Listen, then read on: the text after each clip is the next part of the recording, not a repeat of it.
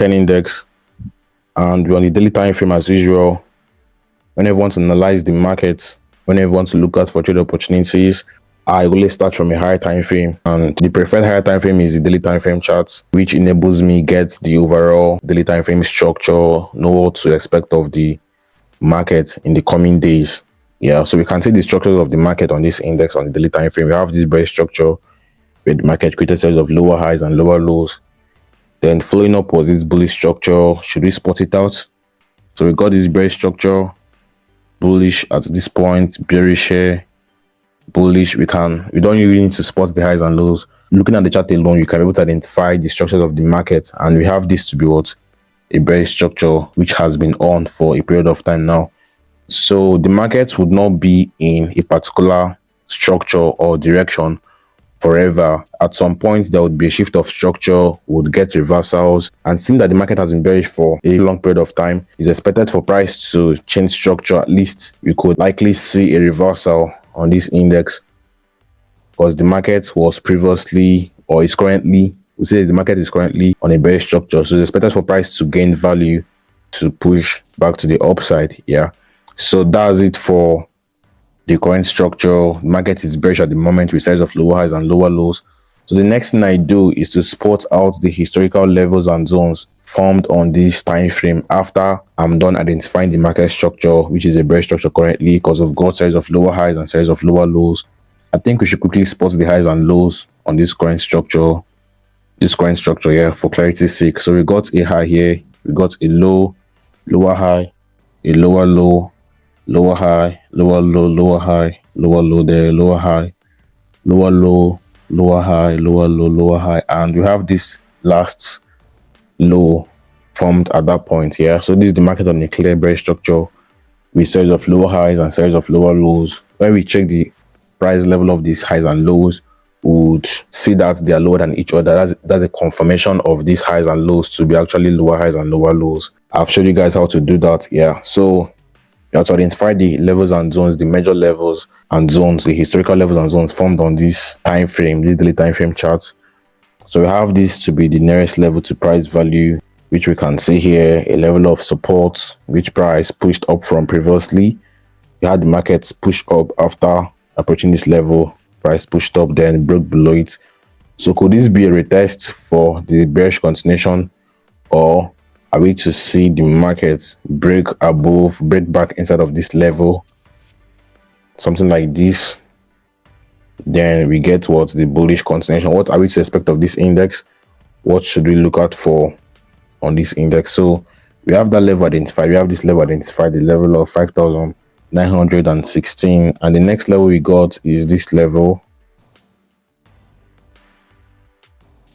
We have got past history zone, price bought here. When we zoom to the chart, we'll see the reactions we've got on this level, price bought there, resistance at that point, resistance here as well. So I think these are the two levels we have to work with, the two major levels that is close to the current price level or the current price value. These other levels are far.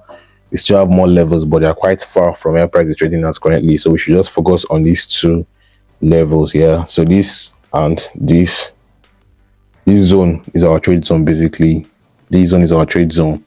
So proceeding to the 4-hour time frame, the market is bearish, as you can see on the daily time frame. But what do we have on the 4-hour time frame? Are we to get this bearish continuation, and is the market structure also a bearish structure on the 4-hour time frame? I'm not sure of that yet. We still have to confirm that by identifying the structures of the market on this 4-hour time frame charts. So we got this to be what? A bullish structure, a counter, or a mini bullish structure. Let's put it out. This is more like an uptrend with series of higher lows and series of what? Higher highs. Then we got this bearish push here. Price dropped down with series of lower highs and series of lower lows. Lower lows at this point. So this is a downtrend or a bearish structure. Then we had this bullish trend with series of higher lows and series of higher highs.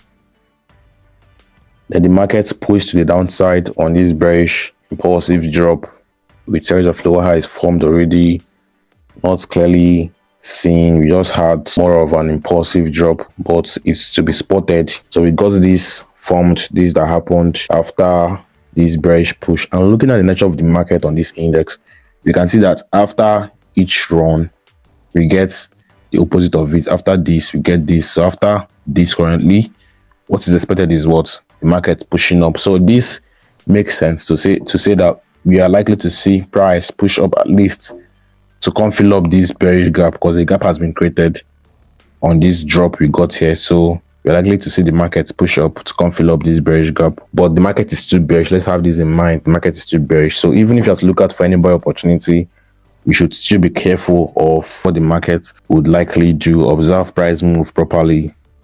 And being that we have this low formed here, there's a possibility of same price come retest, or like say this is the low, this is a level. Basically this should be the level, because you can see the reactions on this 4 time frame chart.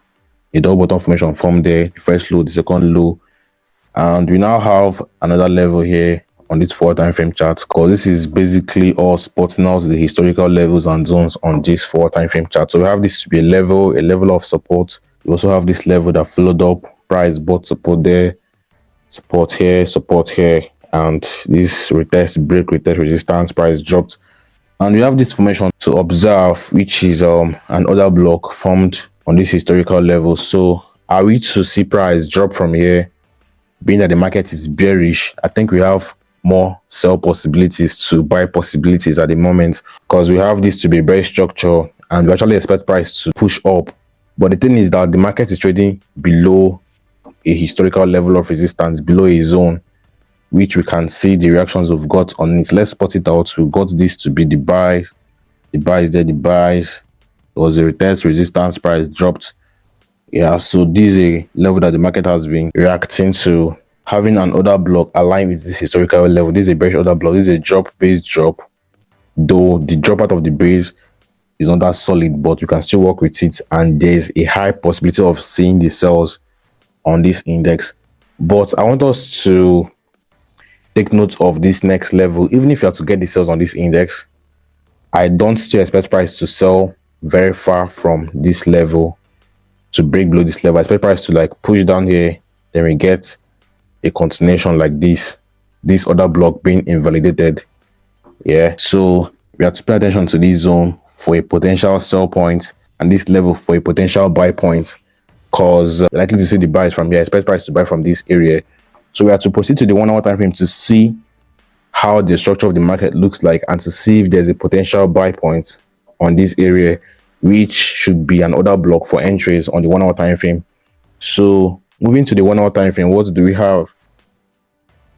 This happens to be the point where I am looking out for a possible buy point, a potential buy area, because we have this historical level of support to align with, to be close to my buy points. So this is an extra confirmation, an extra confluence basically for the buys. So the sells is expected from this area, because for price to buy from our buy zone, for price to buy from here, the sells is expected. So we could equally look out for a sell opportunity from here, then buy opportunity from here to long this index to the upside. The reason why I am on the buy side on this index, I'm mostly anticipating on the buys, is because of the nature of the market, how the market has been moving in the past.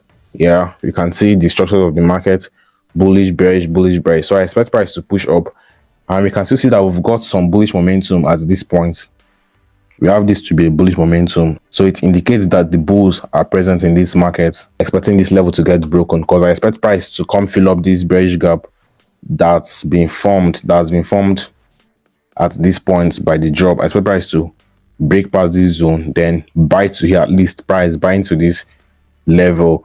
And remember, on the daily time frame chart, it's expected for us to get a long-term bullish reversal on this index, at least price buying back to this zone, price buying back to here. Yeah, long-term buy is expected on this index, though there's no confirmation at the moment on our buy point. But on a lower time frame, we're beginning to see some bullish structures and formations that is coming into place, which we could take advantage of to ride the incoming buys on this index.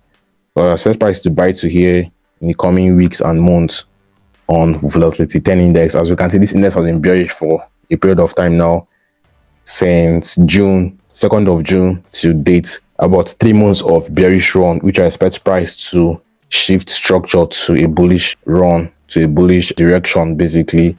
So back to the 1 hour time frame, I've already identified my buy points, which is an order block zone that is close to the identified historical level of support. So I expect price to at least push up to test my sell zone, which I may not really get a sell entry from or look to selling from. At least price pushing up to test the sell zone, then rejecting back to the downside for a drop, so I can get a retest of this, a test of my sell points for a buy opportunity. And for more confirmations on my buy points, we can still apply the Fibonacci retracement to from this recent swing low to this recent swing high. Let's assume to be that the recent swing high is here, was at this point, then expect price to drop to the zone. Yeah, so let's say the recent swing high is on my sell point, because price is expected to push up more before the drop. So we want to confirm the buys from this area. So what we have to do is to select the Fibonacci retracement tool, place it on this recent swing low, and drag it up to the recent swing high, which is here. And we can see that the 50.0 fib level aligns with my buy point, which is a confirmation. Having this is 1.8 fib level below it, which is still not bad. So we can have our stop loss at this is 1.8 fib level, entry points on the 50.0 fib level, which is also our order block point, and the historical level of support zone. So this would be a good confirmation for the buy. This is a good confirmation for the buy basically. Expect price to buy up on this index in the coming hours and days. Let's see how this goes. If I'm to get an entry from this point, from my buy points, my target point should be at this sell point, though I expect price to break past the sell point. But for a day trading opportunity, my entry should be like this, something of this kind. Entry points there, stop loss below the base, then target point should be somewhere here. This is over 3.5 is to 1 risk reward, close to 4 is to 1 risk reward, which is not bad. Yeah, so this is a good target point on the buys on this index. So let's see how this goes.